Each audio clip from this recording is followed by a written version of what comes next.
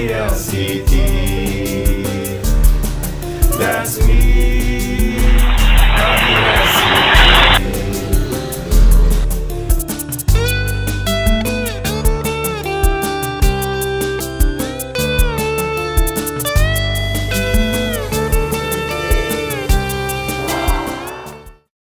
In a perpetual, peaceful revolution, a revolution which goes on steadily, quietly, adjusting itself.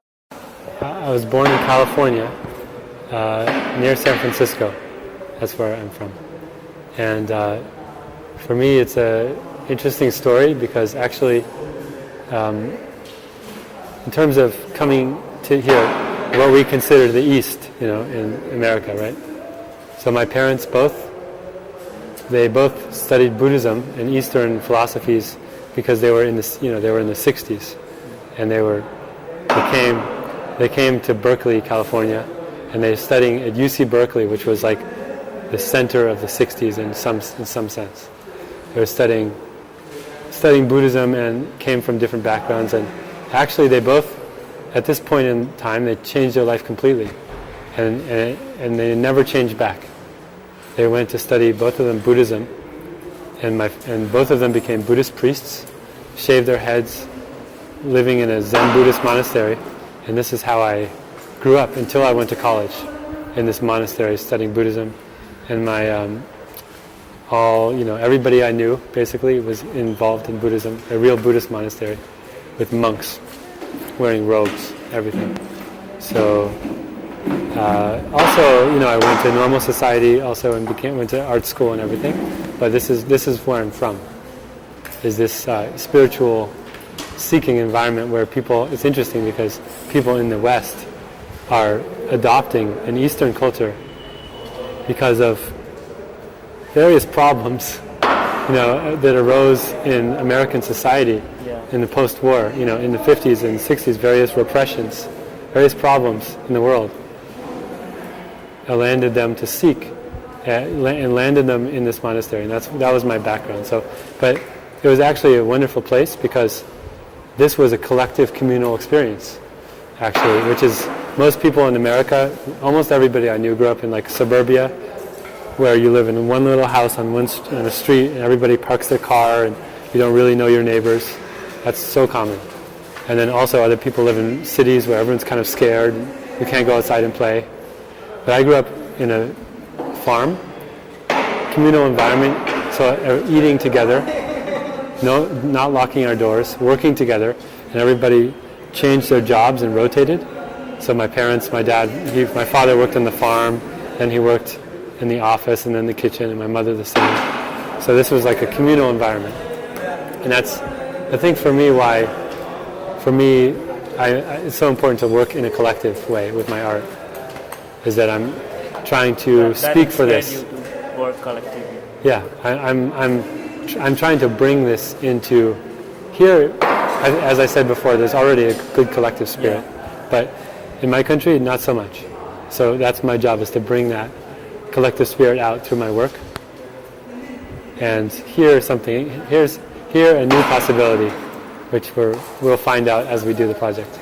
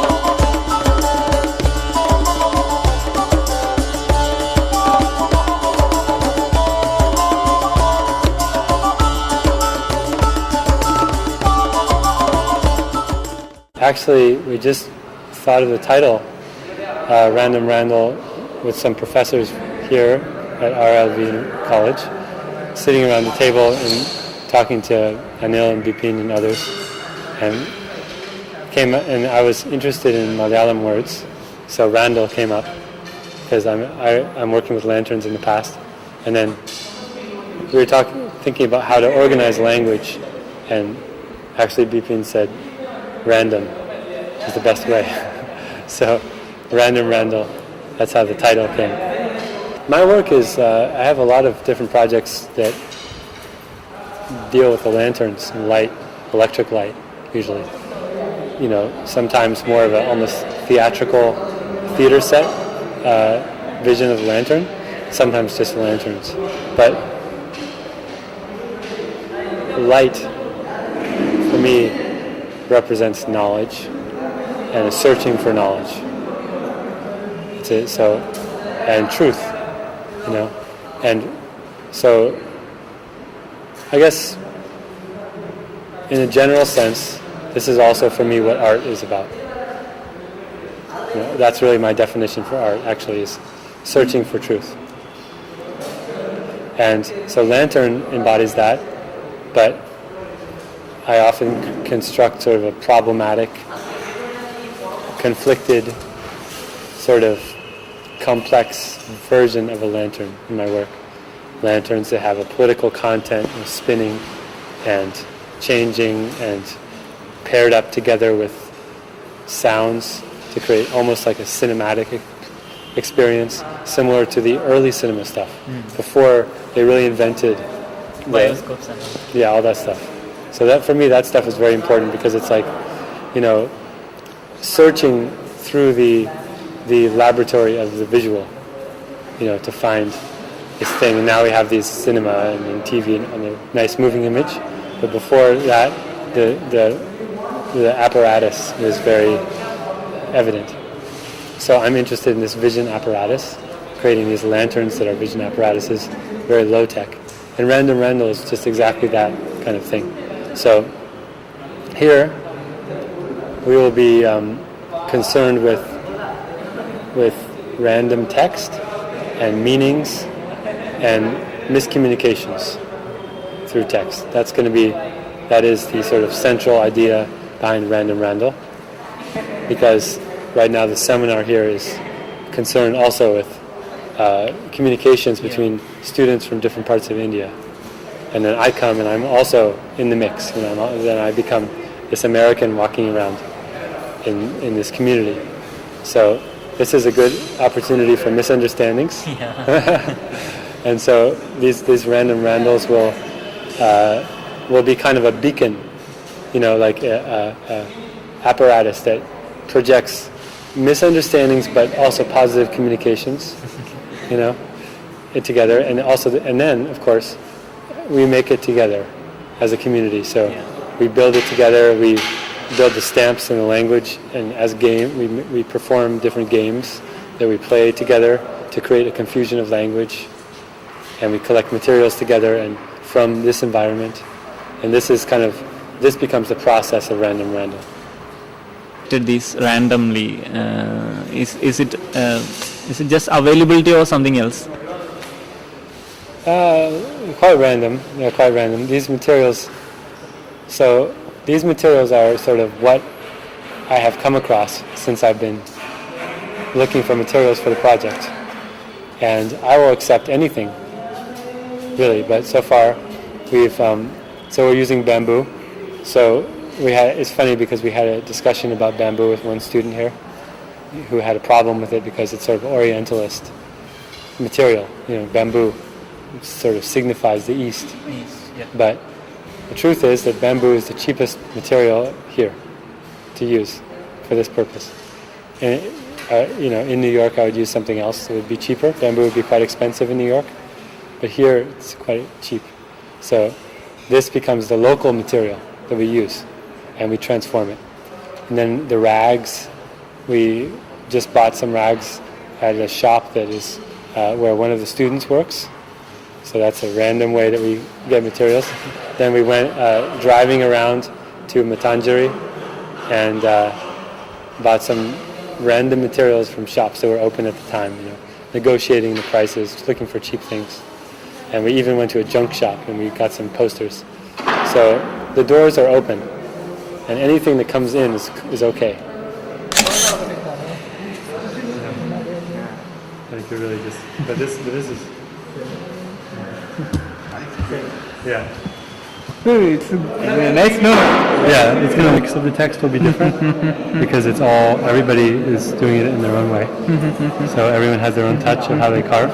So it's going to be like different fonts and also different language. So you guys will be able to read Malayalam and English and everything. So the meanings will, it's like speaking to somebody sort of through many filters in 5 different languages at the same time. One thing I noticed about the differences working with students here, because I've also taught at universities in New York and around, and is that here there's actually, I think, more of a collective spirit that's natural. Like, for example, if there's something to do, everybody goes to do it. Just natural. You don't have to say it. Yeah. I mean, if there's a process that needs to happen, it gets figured out quite quickly. I mean, somebody does this, somebody does that, somebody passes the tool over, and so the group functions quite well together here. I think this is actually something about Indian culture that's just working, and we have a different thing going on in the U.S. And in Europe, we have a culture where it's a little bit more isolated, and people, there's maybe the authority figure, a teacher or so on, has to actually tell more people what to do, and people are timid, they'll hold back until somebody says do that. And everybody wants to please the teacher maybe or something. Here there's just a spirit to do the thing, and so actually it's been so easy so far to do this kind of collective project, because it's already, I'd say the collective is already strong.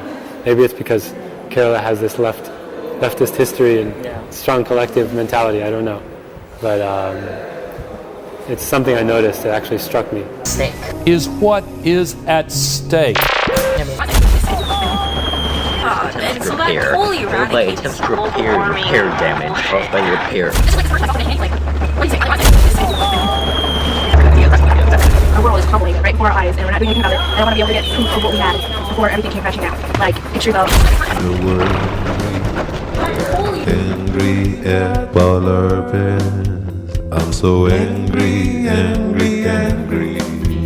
nowadays, and then the world is getting this angry vibe. Like everyone just stop breathing.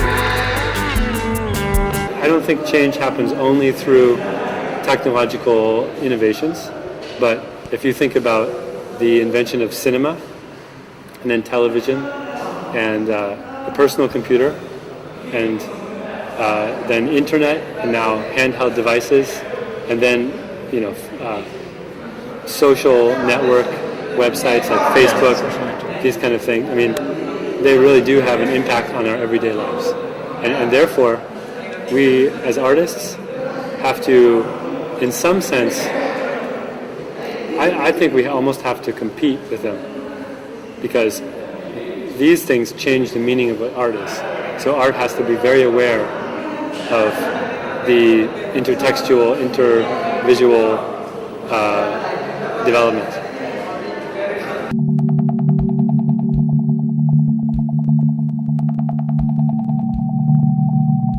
This piece was a performance, which was a factory, and all these volunteers were here. And now, when you look around the space, it looks as though this forest has overgrown and taken over factory and knocked down all these tables and sort of just taken over in this gnarly way. That was my vision for the piece. Just like in the forest, when you see all the shadows and you can't have any of it. Yes. It's just momentary. Absolutely. It defines the place. Perfect. Absolutely. The leaves and the sun changing and everything changes in life. And he captured it. Yeah, absolutely. Well, in my work, I do my own documentation, for example. For the new media in my work is mostly, up to this point, exists in the form of documentation of my own work. So I'm working like low-tech. In the sculptures, they're not really necessarily considered new media. Light bulbs, electricity, simple materials. That's old in a sense, But part of my work is making videos about the work, and that's like something I put on YouTube. So in a sense, that's new media. Yeah.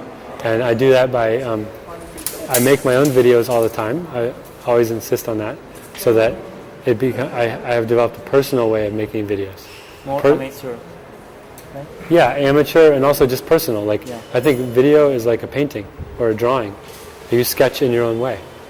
You sit there editing, use Final Cut Pro, you listen to the sound, you throw some sound on there, you put the timeline together, chop it up however you want. And this is like, after a while, it's like you don't have to think about it. You're just doing it your own way. And you feel comfortable with it. And that's a great way, I think, for artists to use new media. Just like a sketchbook.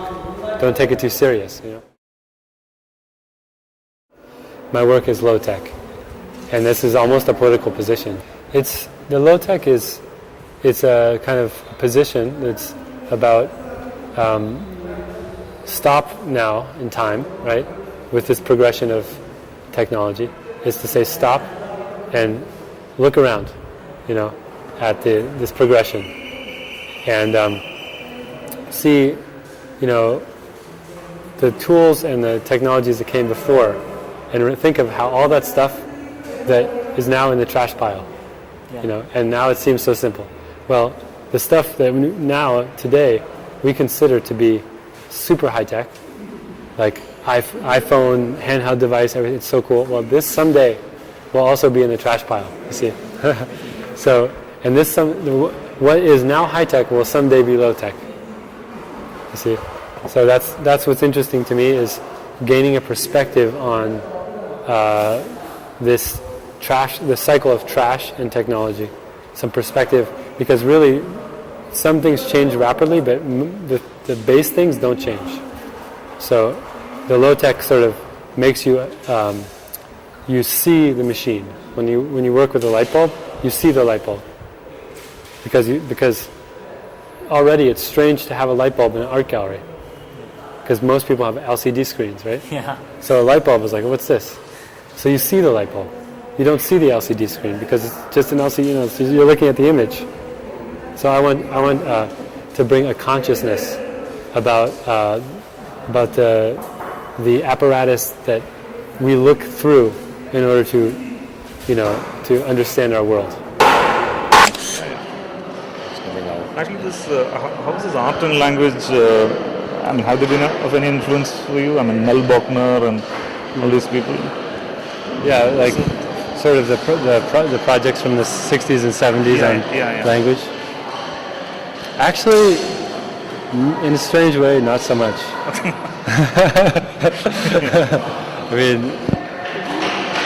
I don't know.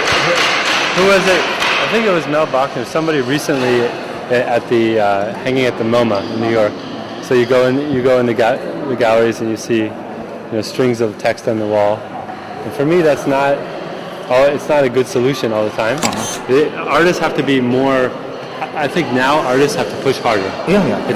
It's more difficult than ever to compete with sort of, you could say, private market forces, and to find a space where that revolutionizes people's thinking. Artists also have to study philosophy and the social situations. Yeah, maybe artists should be not so worried about the category, about even defining themselves as art, right? Yeah. Well, art is. Let me frame it this way. I would say, what is an artist? Asking what is art is almost, for me, maybe too philosophical. Let's start with the role of an artist in a society. So, I think that an artist, one thing their job is to do is to make something that makes something in society or in people's lives that they don't see or don't notice apparent to them. So make a new thing. Make an old thing. It doesn't have to be a new thing. At least make something that is, they think is, people don't see everything that's in front of their eyes, right? Yeah. we live in a world where you use a very small part of your brain. I mean, our brains are very vast. We have a tremendous access to memory, all these things, but most of it is like focused on where we have to go next and our job is, things like that. An artist can sometimes sort of point to something we haven't actually seen, but it's right in front of our eyes. So for example, you could point out visual contradictions in the environment. That people walk by every day on their way to work, but you don't see that there's this contradiction living next to each other. Like we were just talking, I can't remember the name of the artist who was just here today, but he was pointing out, very funny things where you see a statue of Ambedkar, and the head is missing or something. And then people walk by and they don't think about that, and they just don't see it because it's there. But if an artist takes a picture of it, then they'll see it differently. So in a way, an artist's job is art notices things and transforms them into something, a special thing. That clearly defines your art practices, right? No, this is only one piece of the pie. For me, art is a very big thing. It's always changing. So this is only one thing. For me, art there's different aspects. It's about working together with people, for me. So there's this idea of an artist inside his studio working with splattering paint all over the place, right? This is the modernist idea. So I'm searching for an art that brings me together with other people instead of isolated into kind of like a mental cell or something, So I think art, and if you look at ruins, if you look at old buildings and famous artworks, even in the West, also, of course, Indian temples, the carvings made by many, many people. But taking long years, Khajuraho, these kind of places. But also in the West, and Michelangelo or Raphael did not paint these things by themselves. There's a big group of people painting. So art, but even beyond that, art is a natural activity people do together, and I'm interested in a collective vision of art. A collective vision. So in art, it brings people together. And the reason for that is that I think that our society more and more, especially with cyberspace, has an isolating tendency. Art can be very physical. I mean, that's one thing about painting, sculpture. It's the physical aspect needs to exist in space. So it brings people together.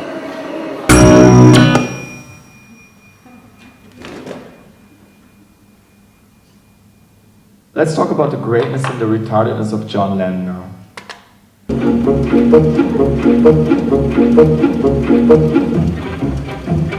Do you have a communicable disease?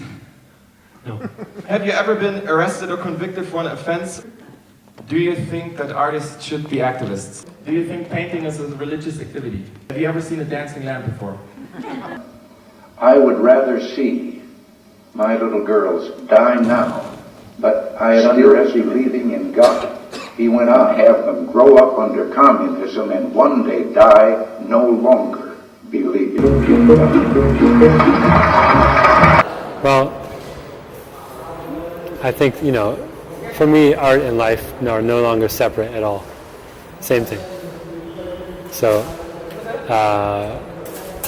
my experience of travel, for example, has become something that, is what I'm doing in my work. I mean, I've loved to travel.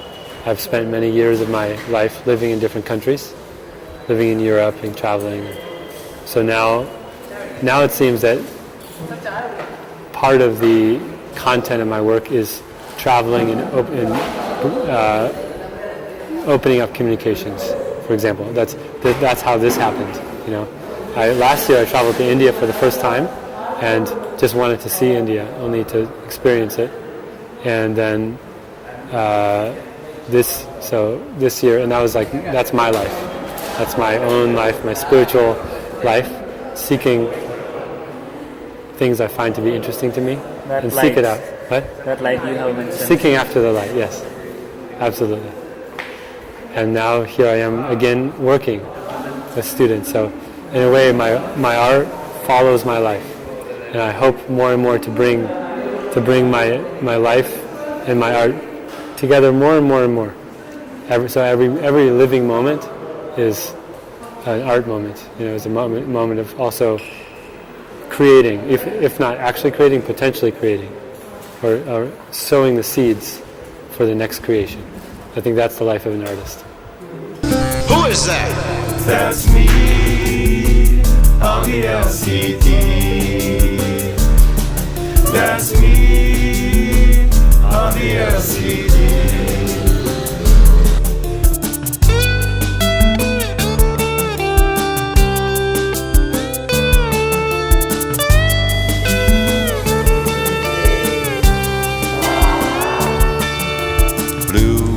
Pixels all around, no polar bear. You see that pale blue dot? That's me. That's us. Everything that has ever happened in all of human history has happened on that pixel.